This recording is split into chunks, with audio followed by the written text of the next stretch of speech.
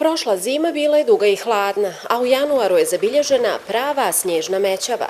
Radnici zimske službe uspijevali su da se izbore sa snježnim nanosima i sve saobraćajnice i gradske ulice bile su prohodne.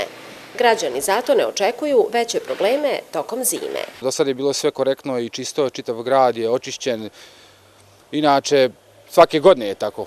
Vrijeme očekujemo lošije, pa ćemo se pripremiti, ja bar mislim da će biti odlično. Nije bilo do sad problema. I da ne treba da brinemo za zimu, da ćemo biti spremni, da se nećemo klizati, da neće biti padova. Komunalno preduzeće u proteklim danima servisiralo, remontovalo i obavilo probe kako bi sva mehanizacija i pripadajuća oprema bile na raspolaganju zimskoj službi, a montaža opreme će, kažu nam, biti obavljana po potrebi.